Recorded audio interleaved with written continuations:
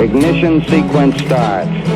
6, 5, 4, 3, 2, 1, 0. Liftoff. We have a liftoff.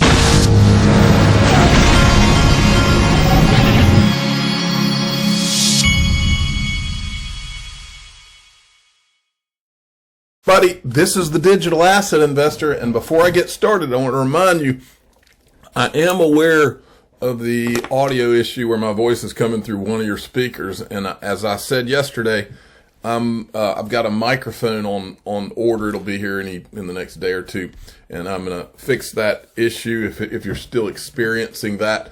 But anyway, I wanted to before I get going on this video also, I wanted to mention something I've been talking about for over 2 years now, is how we all got here. I've always believed that we all ended up in digital currencies, in digital assets, because of really the financial crisis is one of the core things that led me here. Many people were just destroyed by the financial crisis, and I believe what we witnessed yesterday with this whole GameStop thing is the ground shaking. I think that you can only push people so far before they explode. And this is no matter how powerful you are and whether you're government officials or whoever, you keep pushing and taking away things, and every time the people begin to get some traction, and you strip it from them, and you keep doing that, and at some point you're going to have an earthquake on your hands. And I believe that that's what you saw yesterday. I believe that's what digital currencies are about. I believe that's what you're watching with what went on Reddit, and I'm going to go through all of that. Now, but first, I want to show you the best Bloody Mary ever. Last week, I can't remember, I think I told you all this, but last week, I went on a road trip with a couple of friends to California. We flew into Los Angeles. We drove all the way up the coast. I did not drive because I'm scared of heights. We drove all the way up the coast, which is a lot of cliffs, from LA all the way to Seattle, and then we flew out of Seattle. It was a good time. This is when we stopped in Carmel by the Sea. That's where Clint Eastwood lives. And I got the best margarita that I've ever had. I can't remember the name of the restaurant. I'll have to look it up and give them a shout out. Also, wanted to show you this. We did one of those, I think they're called time-lapse videos. We had this on the dash the entire way up. And that all the way through California and then Oregon and into Washington. Really an amazing trip. I always wanted to do that, but I knew that I couldn't physically do the drive. I'm one of those people that gets dizzy when I drive up on a cliff. Okay? Physically dizzy. But anyway, I thought this was pretty cool. This is just a clip from it. We videoed the entire thing. Okay, now, this was a tweet from Barry Silbert this morning. Tidal wave of capital about to flow into crypto, I think. Now, Barry Silbert's one of the most connected people in digital assets. So when he says something like this, you better pay attention because these guys know things. They're up there in New York where all the money is. Chinu Patel sent me this. Okay, so here's where we start. For those of you that haven't been paying attention yet, here's the gist of it, and then we'll go into these videos. So what basically my understanding of what happened is there's a group on Reddit called Wall Street. Anyway, I'll get to it in a minute, what the exact name for it. But anyway, the group on Reddit basically decided they were going to pump GameStop and maybe a couple of other stocks, and literally, I think, put a couple of hedge funds that were shorting it out of business by doing so. So, the point here is that this is like an uprising of millennials in mass against the hedge funds and the powers that be, I guess. And so let's listen to what some of these people, so CNBC's all been out of shape over it, and Corey Johnson sent this out. Corey Johnson, who used to be the spokesman for Ripple. Let's look at this. Next guest, he tweeted on Tuesday that he'd gone long through call options. Chamath Palihapitiya is the CEO of Social Capital. He joins us now on the phone. Chamath, thank you for being here. Hi, Scott. How are you? I'm good, thanks. So you tweeted yesterday that you bought $115 calls in GameStop. Can you tell me what your position is as of this very moment? Yeah. Can I tell you a little story before all of that, or no? Why don't you tell me that first, and then we'll go from there. So this morning I woke up after spending all last night in Wall Street bets, reading about all of this stuff. Well, that's what it's called, Wall Street bets. I ended up closing up my position this morning, and I wanted to announce that I'm taking all the profits that I made, plus my original position. So I'm going to take $500,000, and I'm going to donate to the Barstool Fund for Small Businesses. But I really want to tell you, beyond the $500,000 donation or the money that I invested, which was not a huge amount in the grand scheme of that stock or the entire market, what I learned, because I think what I learned over the last couple of days is important for everybody that's watching CNBC. And that is? I think that what you're seeing is essentially a pushback against the establishment in a really important way. You have a lot of people, and I would encourage anybody who is dismissive of this thing to go into Wall Street Bets and actually just read the forums. And I think that you're going to see three kinds of posts. The first kind of content are a lot of people doing some incredible fundamental diligence on companies, trying to think about long-term value. And in my opinion, many of them are doing as good and frankly a better job than a lot of hedge fund analysts that I work with. That's number one. The second are a lot of people who believe that, coming out of 2008, what happened was Wall Street took an enormous amount of risk and they left retail as the bag holder. And a lot of these kids were in grade school and high school when that happened. They lost their homes, their parents lost their jobs, and they've always wondered, why did those folks get bailed out for taking enormous amounts of risk and nobody helped and showed up? You're damn right. I can't agree with what he's saying more. Make no mistake, folks. Listen to me. Listen closely. Digital assets are the ultimate rebel play in this scenario, and this is why you need to pay close attention to what's going on right now, because that is just a flash in the pan compared to what happens when all these millennials literally, what happens when everybody just turns on the stock market itself and turns to digital assets. That is what I've always believed is going to happen in the end, is that all of that, everybody's just going to turn off to that altogether. Not altogether, but in mass. And that when all that money starts to really flow to digital assets, and they basically say, screw stock market, screw all these guys, that's when the real money is going to be made in digital assets. And that is what this is about. That's how I got here. I started after the financial crisis. My family, like many of you out there, we were decimated. Many of us were decimated, and we literally had to rebuild our lives, many of us. And when we did that, we had to figure out where to invest. We didn't trust, I still to this day don't trust these jerks.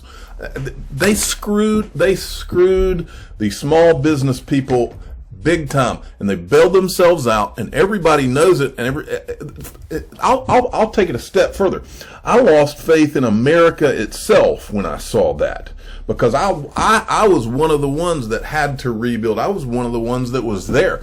I had to, and not just rebuild from the standpoint of taking care of my family, but figure out, what do I invest in now? The first thing I went to was gold and silver, and then after that, all of a sudden I discovered digital assets, and I said, no, wait a minute. If this is mathematically people can't manipulate this, these same jerks that bailed themselves out and manipulated the whole situation, if these people cannot manipulate the amount of a digital asset, well, this would be the holy grail for people who, like me, who are trying to escape the hands of these jerks who saved themselves and let all the rest of us get screwed. That's what this has always been about for me. So this guy's, what's going on, pay so close attention to this, and I'm gonna cover a lot of it, and this video may be a little longer than normal because it needs to be. To help my family. And then the third thing is a realization that instead of having idea dinners or, quiet whispered conversations amongst hedge funds in the Hamptons, these kids have the courage to do it transparently in a forum. And I'm not saying all of it is perfect by any means, but I think it takes an enormous amount of faith in the system to be that transparent, to talk about things, and then for each individual to make their own mind up and to do things, whether it's to buy and to sell. So, and by the way, as I go forward, I want to make sure you understand, I am not in any way endorsing trying to form groups and go long in stocks or short stocks and all that. I don't do that here, and I don't recommend anybody out there does it. I'm just saying what's important to me is the movement. You keep, it's like you keep on, I was joking around with my son this morning. He was messing with me and he's messing with me. And then eventually I grabbed him and I was tickling him and all. And I said, you know what the lesson is? You mess with the lead dog long enough and eventually you get bit. Well, that's the lesson of all life. I mean, I was joking with my kid, but that's the lesson of all life. You keep poking and prodding and taking advantage of the large majority of people who, most of which are just out here trying to take care of their family and feed their family. You keep prodding and poking them and taking advantage of them and screwing them for your own benefit. The powers that be is who I'm talking about. You keep doing that, and at some point, they're going to strike back. And I think that's what you saw yesterday. Now, let's look at some more. Our buddy Jay Clayton was on CNBC this morning as if he's there for the protection of investors, and he weighed in on it too. With trying to understand what's happening here and what it means for the markets in a larger way. You just heard what Chamath had to say. What do you think of that? Well, look, Andrew, you are grappling with it. Let me just say I've been able to sort of tune into the show over the last 25 minutes, and you're doing a great job grappling with it because there are many issues at play here. And Chamath identified one of them, which is our stock borrow market, short interest, how that's monitored. And look, let me make a point here. In terms of short interest being monitored, the U.S. markets are probably the most transparent.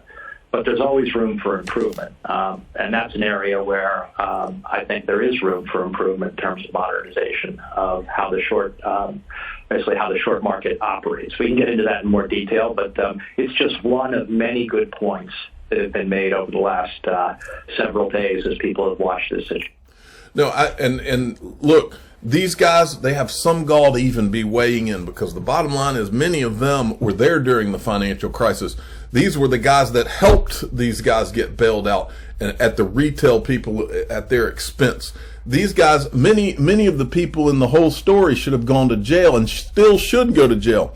And they didn't pay for anything. I know people in my town, I know bankers in my town who helped to ruin their banks and then were bailed out.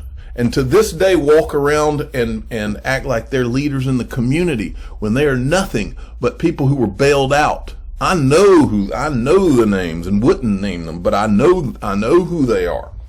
But they're treated like they've just done everything right in their life, when the fact is that they haven't.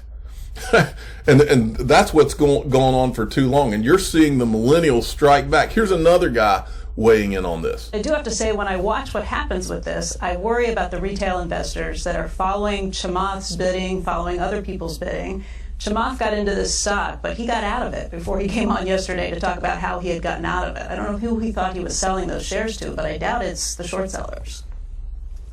Yeah, look, I think what's really remarkable here, and I've been on here over the years talking about things like Bitcoin, which I'm obviously still continue to be pretty long on. I think we're seeing cryptocurrency is one example of this bigger story, where I think people are looking for more opportunities to have more influence over every part of their life, including, in many cases, very importantly, their money, their investing.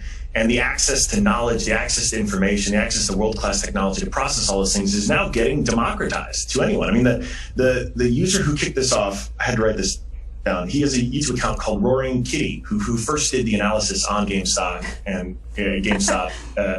and published it. And it seems absurd until you actually watch this video and see that he's been really actually thoughtful about it. And yes, he does have a ridiculous moniker, but he is sort of the original kind of hero in this story that it has been all built around.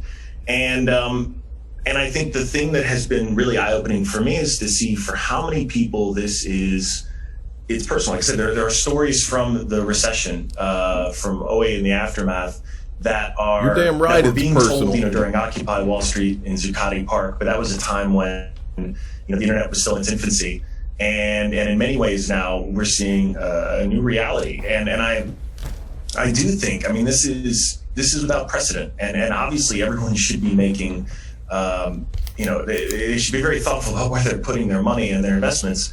But I do think this is a drastic shift. And I don't know where this goes from here other than new systems emerge to start to adapt to this new reality.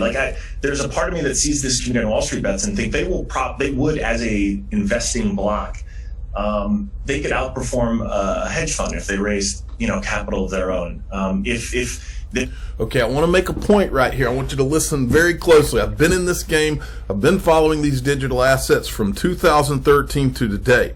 And I am telling you, everything in my gut tells me this. I believe, and this is a warning out there, really. And I didn't think this when I first got in. I saw Bitcoin and I said, oh, okay, well, this is the solution. I can go into Bitcoin and all of a sudden, the government can't manipulate this and on and on. But now I think differently. Now that I've been in this for a few years now and I've observed the landscape, proof of work does not work. I believe Bitcoin and Ethereum proof of work are literally, and I'm going to show you a clip at the end of this video to reiterate what I'm saying. They are literally prototypes. That's not my word. That's the lady's word that I'm going to show you in a minute. I believe they were prototypes. I believe the government was involved from the very beginning in those two, as well as some others. I believe that the people, that all these greedy you-know-whats that all of this is about right now, all these guys who bailed themselves out at the expense of the retail, I believe they knew at that time what it would create. At the time, they called it moral hazard. I believe that they knew as a result of the moral hazard that what would happen is they could face a revolt of sorts. I believe Bitcoin was created to be this, what appeared to be libertarian thing, so that when the revolt happened, that money could flow into something like a Bitcoin and Ethereum. I believe that those are prototypes. And I believe that this was, many of you may think this sounds crazy, but this is the culmination of a long time of me looking at this. I believe that those two were created for the purpose of funneling any money that left the quote system and flow because of people that were angry. And I think it served another purpose, to float away from gold so that these powers that be could be accumulating gold and silver and while the money's flowing to these red herrings. Okay? That's just a theory of mine. That's when I go up 1,000 feet and look down, that is what I see from all of this. But the moral of the story is this. Digital assets, I believe that was a testing ground, but the ones that actually work, the ones that are interoperable, the ones you can build CBDCs on, are XRP and XLM. And do not forget that. Put what I do, and Brad Combs says this all the time, I put my money beside the rich guy's money, in so many words. That's what I see XRP and XLM as, is putting your money beside, you're putting your money, it's an opportunity, has been an opportunity that may be ending. It's an opportunity, it's a tiny window of opportunity to put my money beside the money of the people that got bailed out. To me, that is the ultimate revenge, is to be in that place. That's how I see this. But this right here, I wanted to show you this. This is someone who had posted in that Reddit thread. And I'm not going to read some of the language, but look, many of us can identify this. I was in my early teens during the '08 crisis. I vividly remember the enormous repercussions that reckless actions by those on Wall Street had in my personal life and the lives of those close to me. I was fortunate. My parents were prudent and a little paranoid. They had some food storage saved up. When that crisis hit our family, we were able to keep our little house, but we lived off of pancake mix and powdered milk and beans and rice for a year. Ever since then, my parents have kept a food storage and they keep it updated and fresh. Now, folks, these people that did this to this country and to this world in 2008, they ought to be ashamed of themselves. They ought to be held accountable. But the truth is they probably never will. So what is it that we do? I believe what we do is what I've just described to you.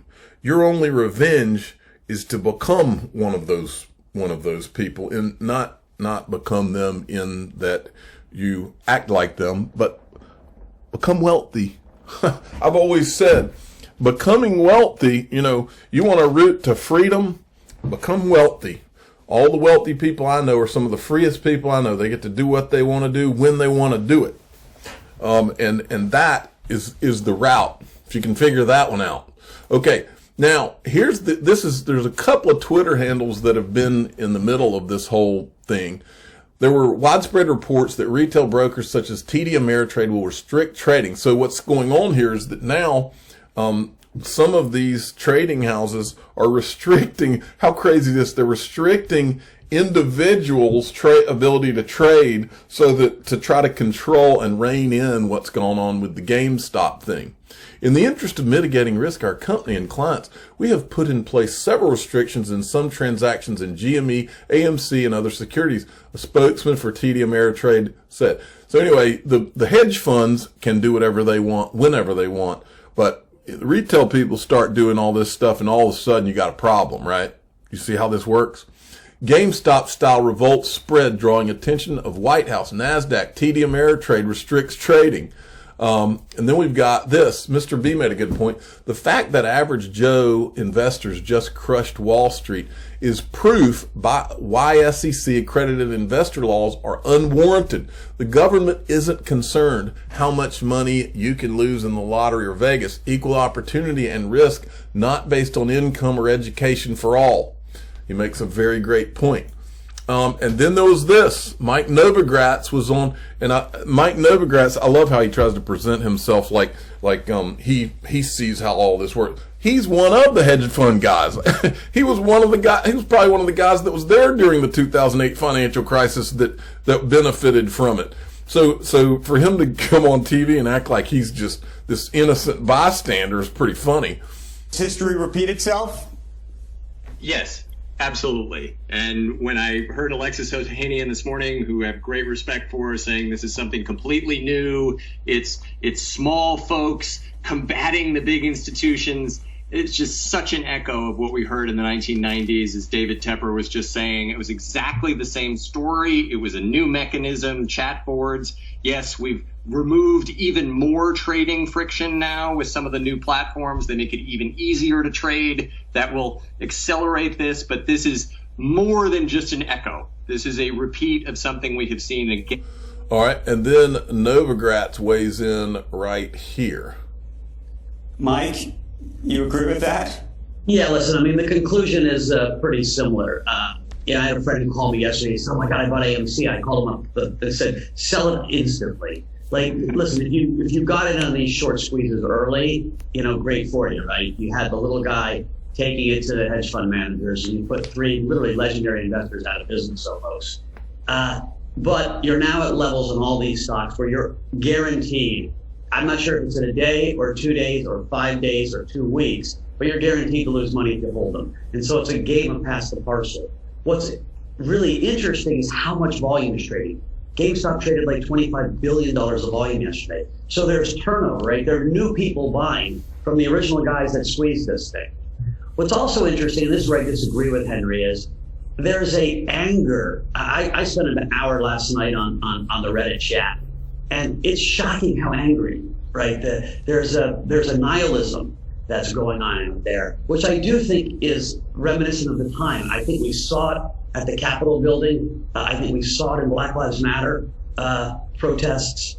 People are crying for system change. This is generational. This is millennials and Gen Z screaming at boomers and saying, you screwed up our planet, you screwed up our economics, you screwed up our future, and screw you. And so I think there's a lot going on here besides this. Yes, there is. Okay, wanted to show you this. This is interesting. One of the people involved in this whole movement, I thought this tweet was pretty interesting. They can only control us because we use their currency. You see how this, you see how they're now, what that is directly pointing at digital assets right there, folks. That is someone who is directly, don't be surprised if all of this energy gets directed straight to digital assets in the coming months. Don't be surprised. Now, this to me ties right into that. Listen to what, this is JP Tirrett. He was on the Link2 conference. They had a conference a couple days ago. And by the way, they've got a link here if you want to sign up for their March 9th conference. Anyway, JP Tirrett runs Uphold. Now, remember what Uphold is. Uphold has really, it has access to, for you to invest in pretty much anything, in fractional stocks. You can get gold, you can, anything you want, every digital asset, all kinds of different currencies. What this guy has built is literally the millennial's dream. But listen to what he says in this short clip.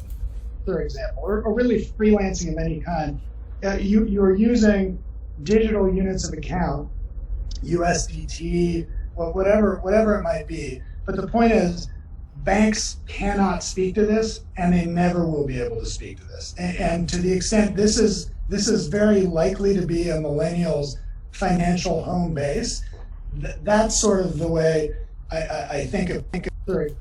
I mean, how timely is that? Now, just so you know that what Link2's doing, and Link2 has integrated, and by the way, there's a link to Link2 in all of in my videos that you can download their app, and you can also go on their website, which is lanqto.com, and you can sign up for an account. It's for accredited investors, but you're able to get into private equity in like Uphold. See, Uphold stock there, they've got that available. You'll see where Ripple's sold out, Marqeta's sold out, SoFi's sold out, but they have available private equity in these. But like Uphold, we already know Coinbase is going public. But just imagine what's going to happen with some of these platforms. You know that's where things are going, is these things going public, like an Uphold. You got Kraken. These are exchanges. They're going to go. You know that they're headed on that same kind of path. We know that Kraken just got a bank designation, a bank charter. So things are going to get really interesting going forward for that. Okay, Bond Crypt. Investors in South Korea prefer XRP over Ethereum, with highest trading volume for Bitcoin, where the DeFi market is less popular compared to Western countries. Philippines, Japan, and Malaysia are other important markets for XRP in Asia as well. Now, CryptoDim sent me this. Flare, I thought this was funny, but I think it's great because Flare is integrating with all these other digital assets, and that can't be a bad thing. Flare will be integrating, a lot of people call this something different, but I call it Dogcoin. Prior to network launch, this will allow Dogcoin to be used on Flare trustlessly with scalable EVM-based smart contracts. Okay? And then I showed you this yesterday. This is from XRP Ripple Savage. But I went through and found two more clips. This is Catherine Austin Fitz.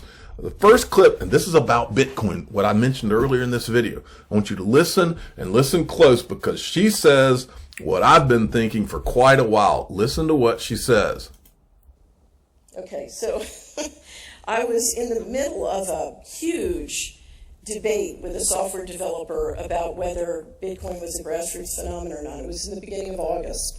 And the debate was happening while I was taking the train from Germany to Basel, Switzerland.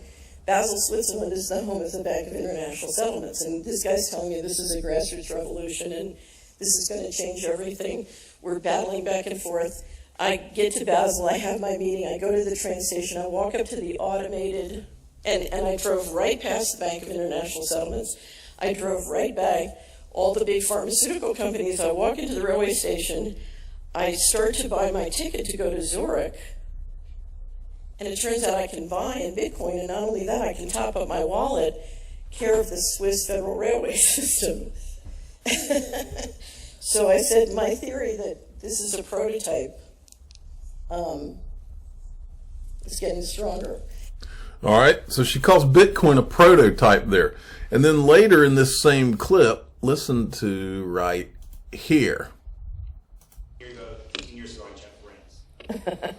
And since then, I've had countless hours listening to you. Simple question. We thought back then that maybe gold would climb to pay off our debt, U.S. debt. Now, is it possible years down the road the government could own a handful of Bitcoins, grow that value, and pay off the U.S. debt with the dollar? Do you follow? Yeah, it's theoretically possible. So right now, Bitcoin, my understanding is Bitcoin can't scale to the extent that they would need to prototype it. But I absolutely, what I've always said is Mr. Global doesn't care if it's the dollar, the euro, or wampum beads. They want a digital currency. And for many of the reasons we want digital currencies too. I think the big reason is the one that Aaron Russo described.